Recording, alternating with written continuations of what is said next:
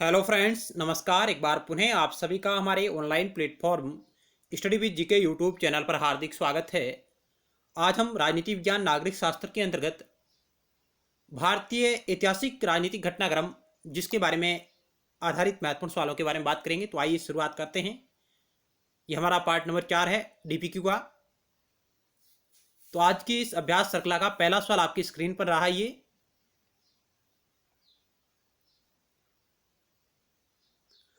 निम्नलिखित में से भारतीय शिक्षा का मैग्ना कार्टा किसे कहा जाता है? वोस्ट डिस्पैच, सेडलर आयोग, भारतीय विश्वविद्यालय अधिनियम 1904, रिले आयोग। भारतीय शिक्षा का मैग्ना कार्टा किसे कहा जाता है? तो राइट उत्तर का ऑप्शन ए वोस्ट डिस्पैच 1854 और भारतीय विश्वविद्यालय अधिनियम 1904 जो लॉर्ड कर्जन के समय आया 1904। आगे चलते हैं। Sir Charles Wood British east India company के नियंत्रण बोर्ड के अध्यक्ष थे। उन्होंने 1854 में लॉर्ड डलहौजी को एक प्रेषण भेजा था। उन्होंने सुझाव दिया था कि प्राथमिक विद्यालयों में मातृभाषा में पढ़ाई होनी चाहिए तथा उच्च विद्यालयों में अंग्रेजी शिक्षा भी होनी चाहिए। इसके वोट डिस्पैच कहा जाता है।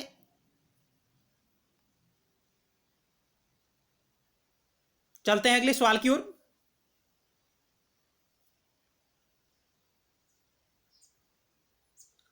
दूसरा नंबर सवाल है वर्नाकुलर प्रेस एक्ट यानी वर्नाकुलर प्रेस अधिनियम और शस्त्र अधिनियम किस वायसराय के द्वारा पारित किया गया था? Lord Lytton, Lord Mayo, Lord Dalhousie, Lord Hardinge. Vernacular press अधिनियम और शस्त्र अधिनियम किस वायसराय के द्वारा पारित किया गया था? इस 2 नंबर सवाल का राइट उत्तर का ऑप्शन ए लॉर्ड लिटन के समय। ऑप्शन ए राइट होगा।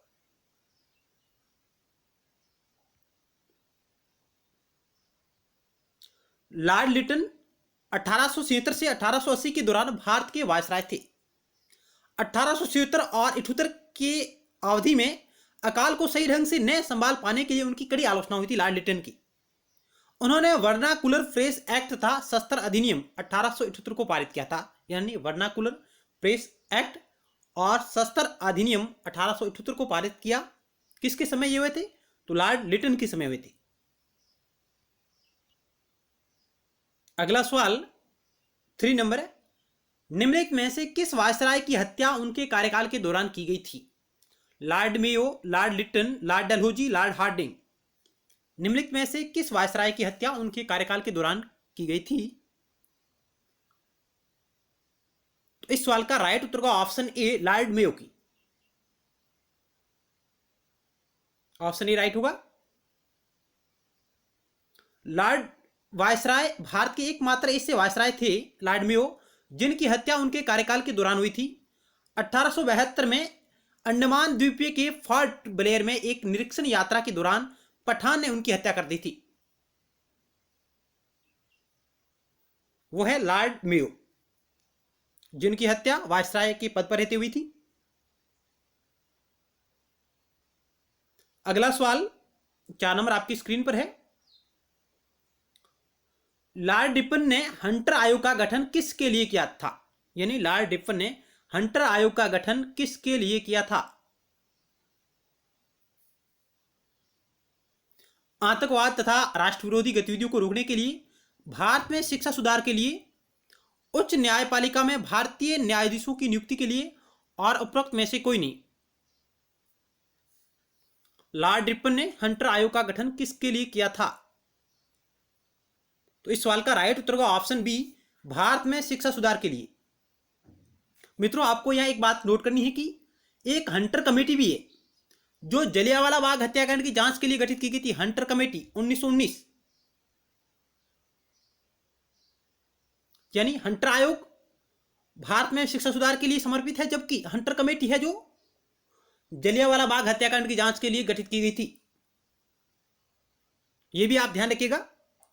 चलते हैं अगली स्लाइड की ओर।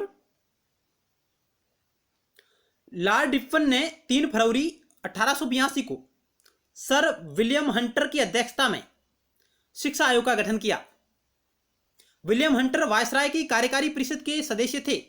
इस आयोग ने भारत में शिक्षा सुधार के लिए प्रारंभिक शिक्षा व उच्च शिक्षा में सुधार के लिए कई महत्वपूर्ण सुझाव दिए थे। यानी इस आयोग ने भारत में शिक्षा सुधार के लिए प्रारंभिक शिक्षा व उच्च शिक्षा में सुधार के लिए कई महत्वपूर्ण सुझाव दिए थे। और यही वो आयोग है जिसके समक्ष प्रसिद्ध नारीवादी पंडिता रमाबाई ने भी अपने विचार रखे थे स्त्री शिक्षा को और बढ़ावा देने के लिए। यानी पंडिता रमाबाई जिसने हंटर आयोग के समक्ष अपने विचार प्रस्तुत किए कि स्त्री शिक्षा को किस प्रकार बढ़ाया जाए।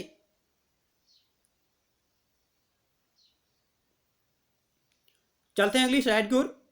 अगला सवाल 5 नंबर आपकी स्क्रीन पर रहा।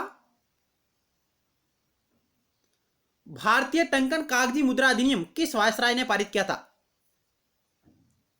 भारतीय टंकन कागजी मुद्रा अधिनियम किस वायसराय ने पारित किया था? Lord Minto, Lord Hardinge, Lord Curzon, Lord Dufferin. तो राइट उत्तर का ऑप्शन सी लॉर्ड कर्जन ने। ऑप्शन सी राइट होगा। जनवरी 1899 में लॉर्ड कर्जन को भारत का वायसराय नियुक्त किया गया था। उन्होंने भारतीय टंकन कागजी मुद्रा अधिनियम 1899 पारित किया और भारत को स्वर्ण मानक की शुरुआत की। भारत के स्वर्ण मानक की भी शुरुआत इन्होंने की थी लॉर्ड कर्जन ने। और बंगभंग आंदोलन 1905 लॉर्ड कर्जन से संबंधित है। यह भी आप ध्यान रखिएगा, महत्वपूर्ण फैक्ट। अगला सवाल 6 नंबर। निम्नलिखित में से किसे मराठा मेकियावली कहा जाता है? मराठा मेकियावली कहा जाता है। नाना फडणवीस, बालाजी विश्वनाथ, नारायण राव बाजीराव, संभाजी। तो ऑप्शन ए राइट होगा। नाना फडणवीस को मराठा का मेकियावली कहा जाता है। Maratha Machiavelli, option A right होगा। पेशवा शासन के दौरान नाना फडणवीस मराठा साम्राज्य के प्रभावशाली मंत्री व कूटनीतिज्ञ थे। कौन? नाना फडणवीस। यूरोपीय द्वारा उन्हें मराठा का मेकियावली सुप्रसिद्ध इतालवी कूटनीतिज्ञ निकोली मेकियावली पर आधारित नाम है। ये उन्हीं की तरह नाना फडणवीस ने कार्य किया था और अपनी रणनीतियां बनाई थी, इसलिए उन्हें मराठा मेकियावली के नाम से भी जाना जाता है। नाना फडणवीस को ब्रिटिश साम्राज्य की बढ़ती हुई शक्ति के दौरान भी उन्होंने मराठा साम्राज्य को सुरक्षित रखा था। अगला सवाल 7 नंबर।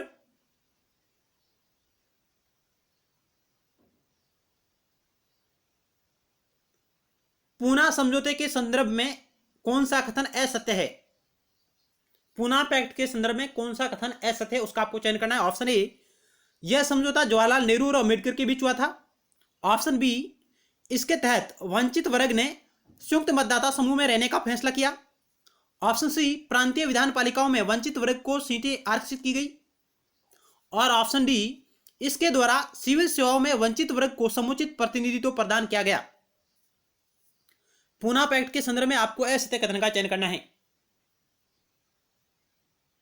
तो राइट उत्तर का ऑप्शन ए, यह समझौता जवाहरलाल नेहरू और अम्बेडकर के बीच हुआ था। यह बात बिल्कुल गलत है। यह समझौता महात्मा गांधी और अम्बेडकर के बीच हुआ था। बाकी ऑप्शन बी सी डी बिल्कुल राइट है कि इस पैक्ट ने वंचित वर्ग के लिए संयुक्त मतदाता समूह में रहने का फैसला किया, प्रांतीय विधान पालिकाओं में वंचित वर्गों को सीटें आरक्षित की गई और इसके द्वारा सिविल सेवाओं में वंचित वर्ग को समुचित प्रतिनिधित्व देने की भी बात की गई थी। अगला सवाल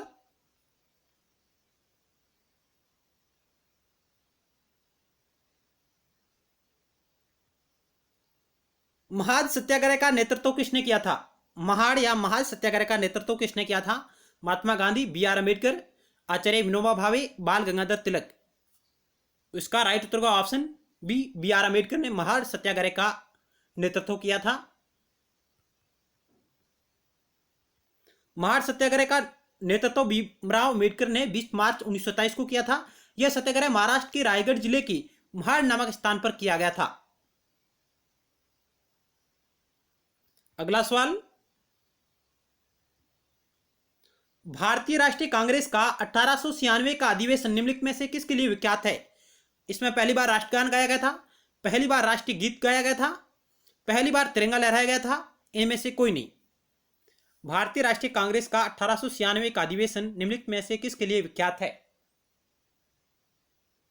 इस सवाल का राइट उत्तर होगा ऑप्शन बी। इसमें पहली बार राष्ट्रीय गीत को गाया गया था। राष्ट्रीय गीत के रचयिता कौन है? बंकिम चंद्र चटर्जी। 1857 में पहली बार कांग्रेस के अधिवेशन में भारत का राष्ट्रीय गीत वंदे मातरम गाया गया था। वंदे मातरम बंकिम चंद्र चटर्जी के उपन्यास आनंद मठ का अंश है, उसका भाग है। अगला सवाल, निम्नलिखित में से किस गवर्नर जनरल को भारतीय प्रेस का मुक्तिदाता कहा जाता है, यानी भारतीय प्रेस का मुक्तिदाता माना जाता है? Lord William Bentinck, Sir Charles Metcalfe, Lord Auckland, Lord Ellenborough. तो राइट उत्तर का option B, Sir Charles Metcalfe को भारतीय प्रेस का मुक्तिदाता माना जाता है। ऑप्शन बी राइट होगा। नेक्स्ट सवाल 11 नंबर, स्वतंत्रता आंदोलन के दौरान रविंद्रनाथ टैगोर ने नाइटहुड की उपाधि किस घटना के विरोध में वापस कर दी थी? ऑप्शन ए बंगाल विभाजन, ऑप्शन बी जलियांवाला बाग हत्याकांड, ऑप्शन सी भगत सिंह, राजगुरु और सुखदेव को मृत्युदंड, और ऑप्शन डी उपरोक्त में से कोई नहीं। यानी रविंद्रनाथ टैगोर ने नाइटहुड की उपाधि किस घटना के विरोध में वापस कर दी थी? क्या होगा राइट उत्तर 11 नंबर सवाल का? तो आइए राइट उत्तर को चेक करते हैं। ऑप्शन बी राइट होगा।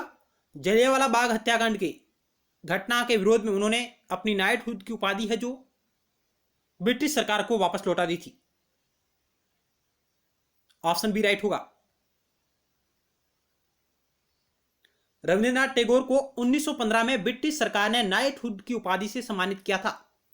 13 अप्रैल 1919 के जलियांवाला बाग हत्याकांड से आहत होकर उन्होंने नाइटहुड की उपाधि वापस कर दी थी। इस संदर्भ में उन्होंने लॉर्ड चैम्सफोर्ड को भी एक लेटर लिखा था।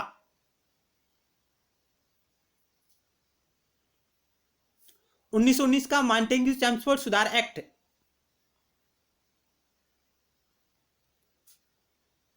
अगला सवाल 12 नंबर, मुस्लिमों के लिए अलग मतदाता दल के लिए किस कांग्रेस अधिवेशन को जाना जाता है? यानी मुस्लिमों के लिए अलग मतदाता दल के लिए किस कांग्रेस अधिवेशन को जाना जाता है? कराची अधिवेशन 1913, बॉम्बे अधिवेशन 1915, लखनऊ अधिवेशन 1916, कलकत्ता अधिवेशन 1917। इस सवाल का राइट उत्तर होगा ऑप्शन सी, लखनऊ अधिवेशन 1916 को मुस्लिमों के लिए अलग मतदाता दल के लिए जाना जाता है। ऑप्शन सी राइट होगा।